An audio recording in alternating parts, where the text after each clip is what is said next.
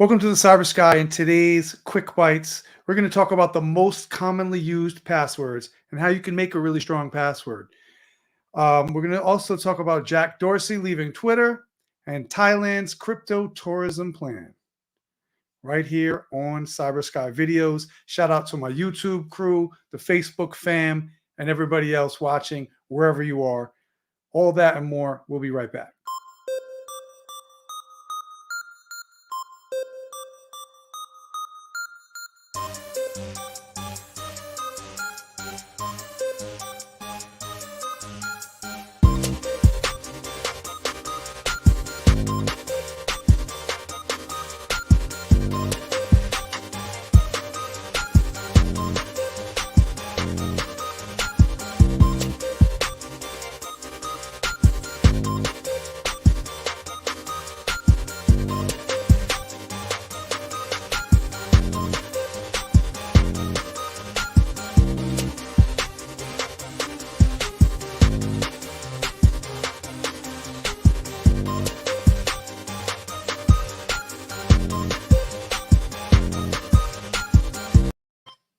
All right. Welcome back, my friends. I know it's been few and far in between, but I'm going to be trying to go live more often. I've been doing a lot of work behind the scenes. Tell you some more about that towards the end of the video when we get to news from the Cybersky. But right now, we're in the Tech Talk segment, and I wanted to talk to you about passwords. NordPass recently revealed extensive research on the most commonly used passwords, and it's kind of surprising. What's the most, the password used the most times that people usually use? The winner or loser, however you look at it, because if your password is really popular, that means everyone's using that same password. That means it's not a good password. The winner used 103,170,552 times was simply using the numbers 1, 2, 3, 4, 5, 6. Hey, some people are really lazy. They can't think of a good password. They're like, I just want to make my account. I'll just 1, 2, 3, 4, 5, 6. Another one that sometimes I use as a temporary account when I'm assigning a staff member in the building or a student a temporary password so they can log into their account for one of our school websites or educational sites. I'll say, look, I'm going to reset your site. I'm going to make it ABC123.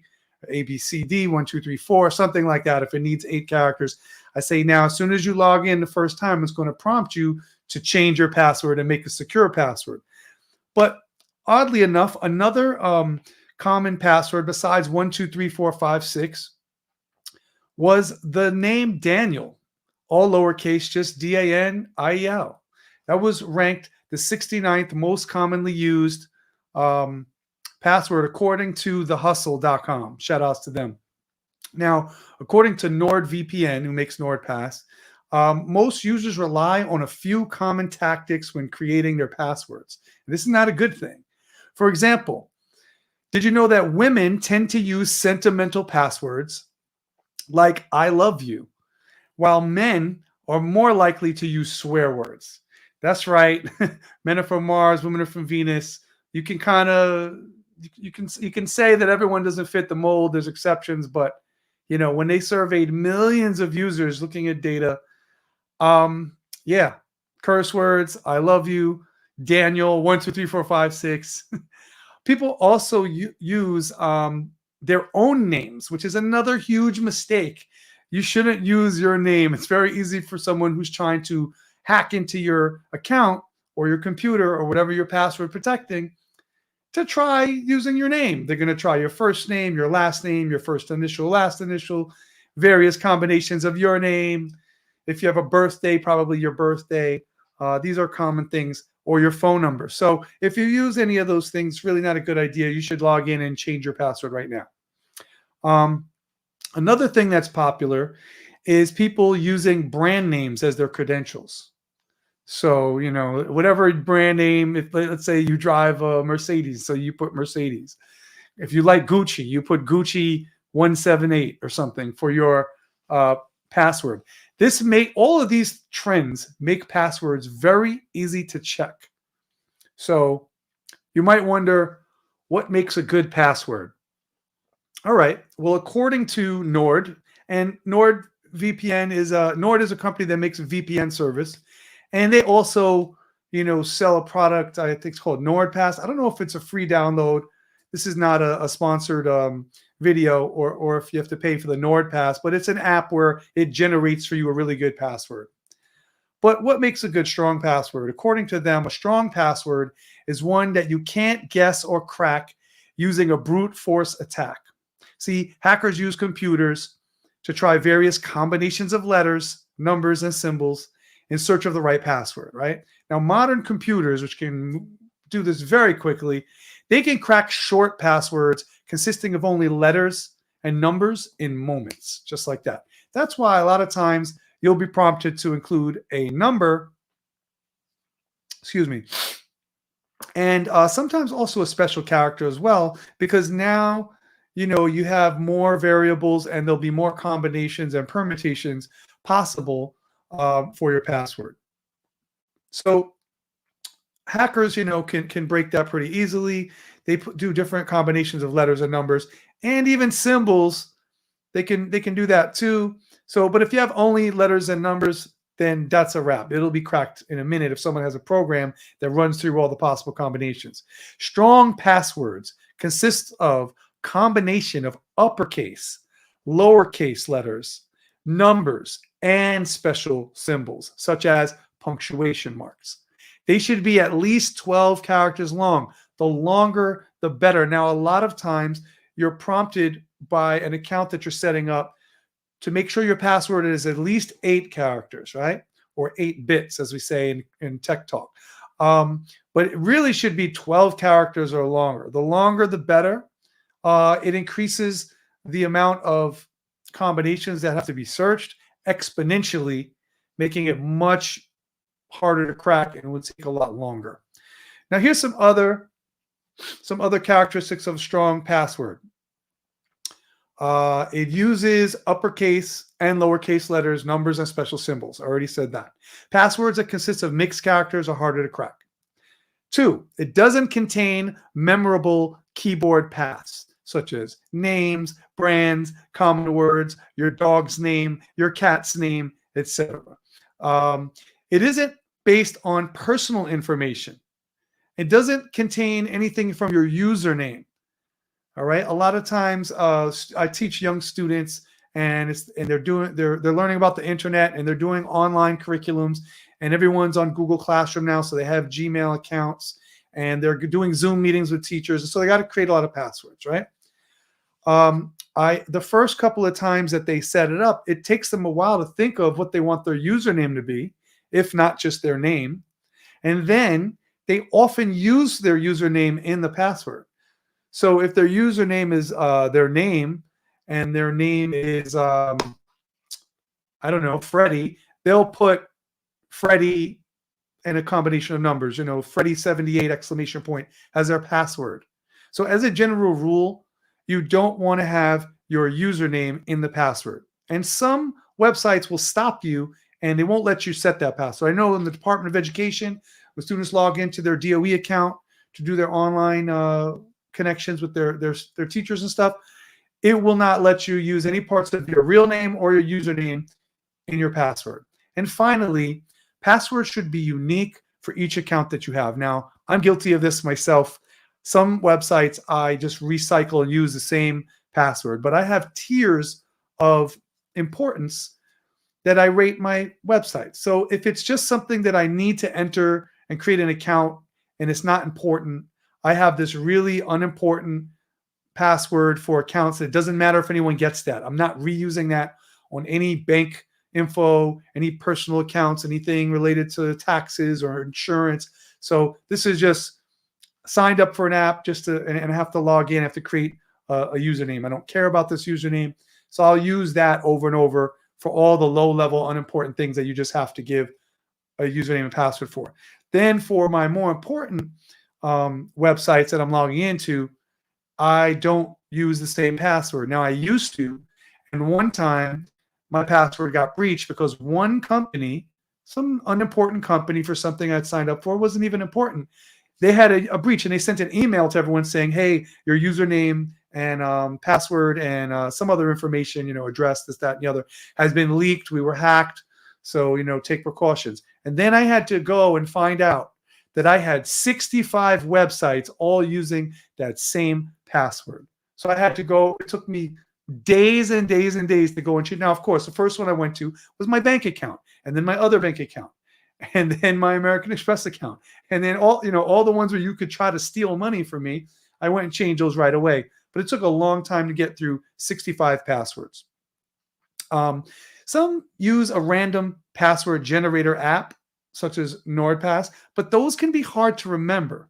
Still, if it's hard for you to even remember, then it's probably that much harder to crack.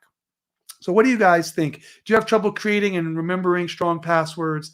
What strategies do you use? Let us know in the comments. Now, number 2 for this week, also from hustle.com. Jack Dorsey, aka Jack from Twitter, has stepped down as CEO, replaced by one of its longest running CEOs. Now, a question that we've had in the tech industry for a while is, how does Jack Dorsey have time to be CEO of 2 companies? If you didn't know, Jack Dorsey for years has been running both Twitter, a $37 billion company and social network, and Square, the payments firm, which is a $98 billion company. He's been CEO of both. And people wondered how, he does that. Is that ethical? Is that efficient use of his time? Does that make sense? Because while he's spending time working on one company, he's neglecting the other company. Like, any time he spent could have been used on the other company. So that was always a little strange. How does Jack Dorsey have time to be CEO of 2 companies, right? Well, we no longer have to ask that. On Monday, Dorsey, who was an original co-founder of Twitter, announced that he's leaving after 16 years. Fittingly, he tweeted out his resignation email. He sent a tweet, "I'm resigning." There are many speculations as to why he's really leaving. A month ago, we had these Senate hearings about social media. TikTok, Facebook, all of the social media were invited, and Twitter was part of that. And they had to testify and talk about all the things that they did to try to make Twitter safe for children. And Snapchat was there. They spoke as well. And it seemed like a lot of these, a lot of the politicians were telling the social media giants, say, look, we're going to start regulating you, and we're going to start putting restrictions unless you do it yourself. So you need to get on the ball, because there's a lot of inappropriate material on all of these social media and a lot of underage users, and it's not safe. Now, YouTube created YouTube Kids to try in an effort to combat that. They also have rating systems now. So you have to say if your video is something that's, kind of adult, you have to say it's for 18 and over, or it can be 13 and over, or if it's actually kids content, you have to label it as kids content. It goes in a special category and it's filtered, different things, things are done differently for that. So that's what YouTube did. But when I was watching these hearings, I was thinking, man, it would be scary right now. I wouldn't want to be the CEO of one of these companies. And now it's a little bit less than a month later, and Jack Dorsey steps down from Twitter. So my first thing was, I wonder if he knows something bad's coming down the pike for social media, because a month or so ago, I reported on the TikTok CEO resigning, or the founder and owner of TikTok stepping down. And, he gave some excuse and put some really, competent person in charge as his successor. And so did Jack Dorsey. But I don't know. I wonder what's going on. Now, there's some speculation, but there's also what he says. A lot of people think that Jack Dorsey might have resigned from Twitter to work on, here it comes, dun, dun, dun, dun, drum roll, cryptocurrency. That's right. That may be his long-term ambition. His Twitter bio now only says one thing, Bitcoin, with a hashtag. And in June, he made this comment regarding Bitcoin. He said, "I don't think there's anything more important in my lifetime to work on." Okay, Jack Dorsey, welcome to the Cybersky. We got our eye on you. Let us know what you think of the recent resignation and possible motivations behind it in the comments below. And we'll go on to our next TikTok, which is about our next quick bite, which is about Thailand betting on crypto to spur tourism. since we're getting into crypto, let me let's pull up the crypto gems. Yeah. So this is good news for crypto, in my opinion. Thailand made an interesting announcement. Basically, in Thailand, tourism amounts to about 20% of their pre-pandemic annual GDP in 2019. In 2019, the country drew 40 million travelers who collectively generated 60 billion in revenue. But through the first 10 months of 2021, Thailand saw just 106,000 tourists. So from 40 million to 106,000. And it's lost out on 80 billion in revenue throughout the pandemic so far. So after more than a year without minimal visitors, it makes sense the country's getting creative, trying to recoup some of that cash. So to do that, Thailand is betting on crypto. The country wants to make more money, but that's hard to do in a world with fewer travelers. So instead, it's shifting focus to high-spending tourists. And who better to fit that bill than wealthy beach-loving nomads, crypto millionaires and billionaires, which there are now 100,000 plus crypto millionaires. Yeah, that's how many people have become millionaires off of crypto.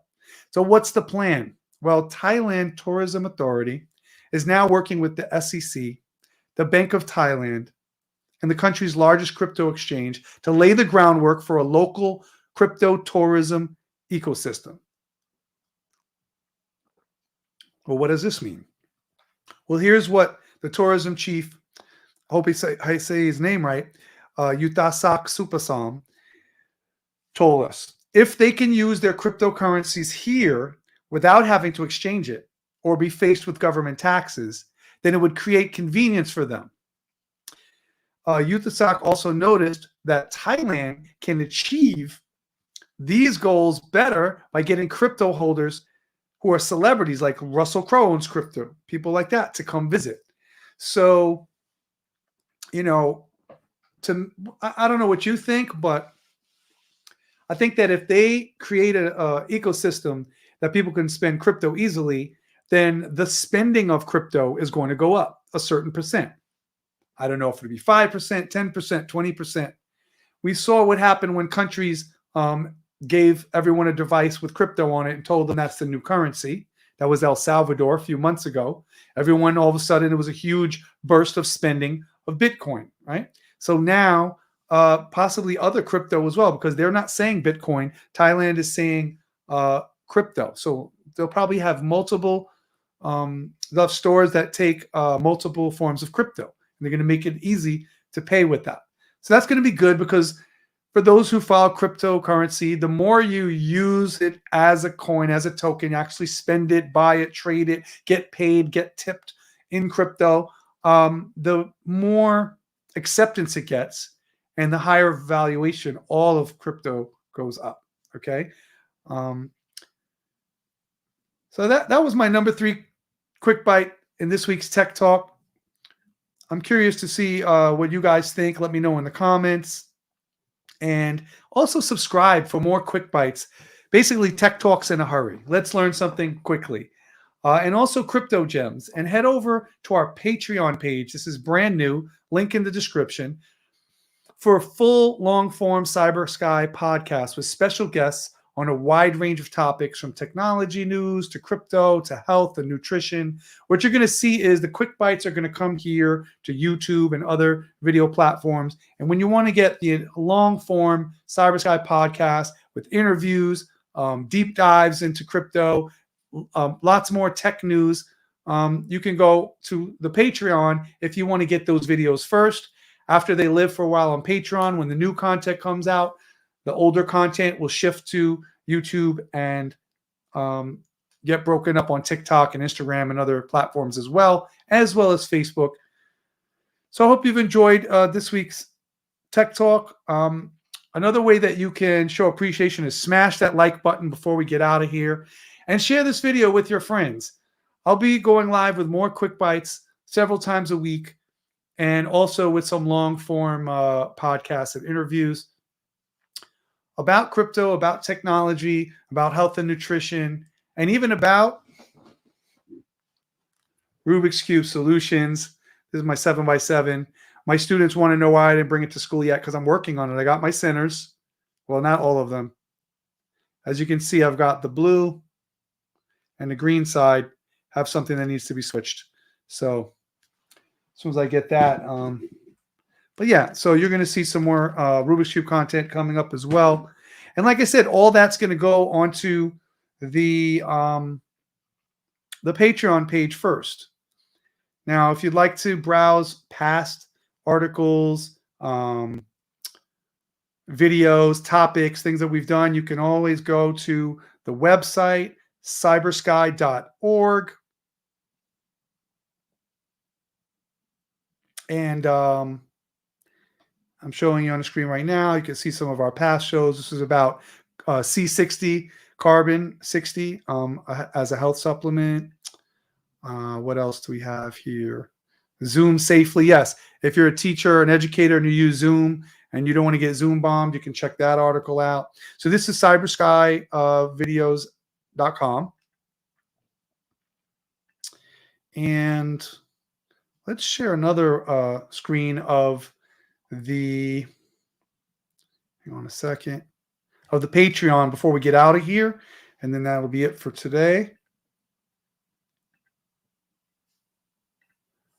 All right. There we go. That's what the Patreon looks like. Just launched it today. You can be one of the first members. And basically, the way it works is for $1 donation, you get a shout out. So for only $1, I will actually thank you in one of the upcoming Cybersky podcasts. $5, you get a shout out plus early access. If you donate $10, you can ask me any question because monthly I'll be hosting AMAs, which is Ask Me Anything, where I'll go live and you can go in the chat and you can ask me questions and I'll answer them. But only on Patreon for the Patreon users and members. And then there's one more level. There we go. It's the VIP Patreon. So for that, you get the shout out, the early access to episodes, the monthly AMAs, and a custom 3x3 Rubik's Cube with Cybersky logo, which is limited while supplies last. But if they are really popular, after we run through 15, 25 of them that I have left, and people really want them, I'll re-up and I'll order some more, but I'll make them a little different so that each run is a collector's item and will be one of 25. So in the future, you'll 10, 20 years from now, you'll have a Cybersky Rubik's Cube. It's a picture of it right there. It's not that the cube is $20. It's the donation to the cause of helping us produce videos, as well as these funds not only can help the production of these videos, but we also do technology internships. We are partners with Brooklyn College, with NPower, and we mentor college students, computer science majors, technology majors, IT students, and as well as video editors, education majors who are planning to become teachers. We do student teaching in the classroom, in public school, in Bed-Stuy, and lots more. And we do other types of events. So if you join the Patreon, not only will you have my heartfelt gratitude and you'll be doing a good thing by helping us produce more educational content, but also you'll be helping the organization Stairs Academy, which is what Cybersky Videos was born out of. Stairs Academy and Cybersky are brother-sister organizations. So basically, Stairs Academy is the work behind the scenes that creates Cybersky Videos, among other things that I mentioned. So that's all for this week. Thanks for watching. Hope you learned something. Remember, the best revenge is success. Stay positive, my friends. And as always, stay blessed.